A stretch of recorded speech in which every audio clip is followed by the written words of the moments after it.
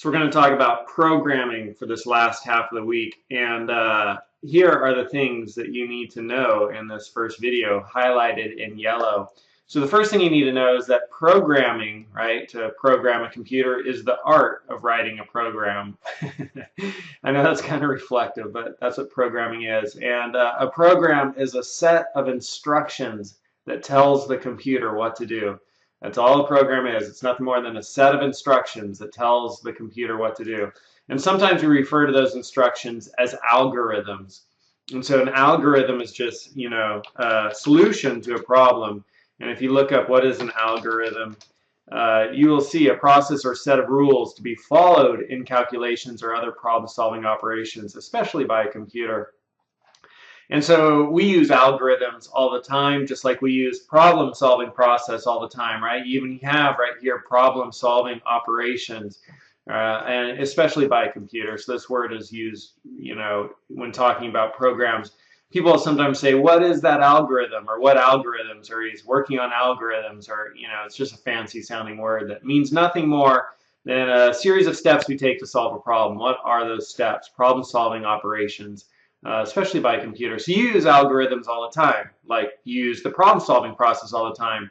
You could even think of algorithms and problem-solving process as interchangeable phrases.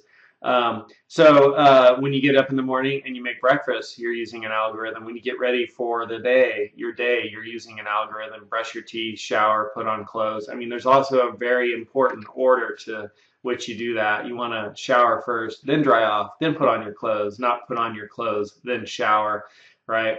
And with computers, we have to be really specific about what we want them to do. You have to be so precise and tell them every little thing, that you want them to do. So just hypothetically speaking, if we were to tell a robot, to make toast, if we were to try to program a robot to make toast, to make breakfast, we would have to tell that robot, the algorithm we'd need to write would need to detail each step really specifically.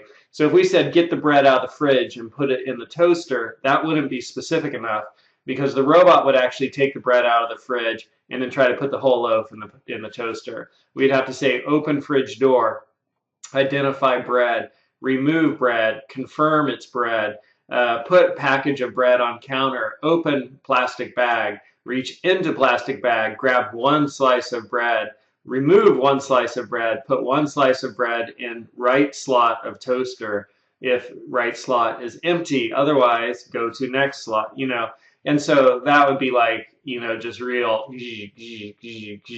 real precise.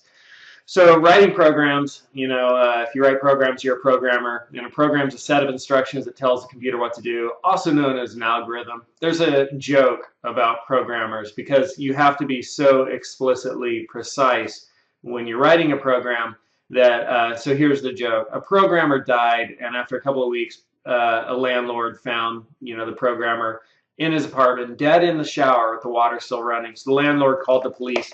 And the police came to investigate, and then they determined, next to the programmer was a bottle of shampoo, and they picked it up, and they figured out how the programmer died, because on the back of the bottle of the shampoo, it said, put shampoo in hand, lather, hair, rinse, repeat. And the programmer got caught in that infinite loop. That's called an infinite loop, right? Because lather, hair, rinse, repeat, there was no escape from that loop, and the programmer was so, logical that he just followed the instructions so explicitly and precisely, just like a computer. They just kept lathering his hair, rinsing, repeating, and he died because there was no escape from that loop. It's called an infinite loop, And infinite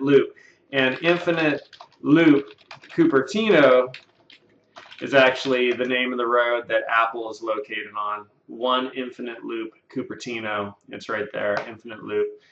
Street encircling 6 main buildings of Apple's headquarters in Cupertino.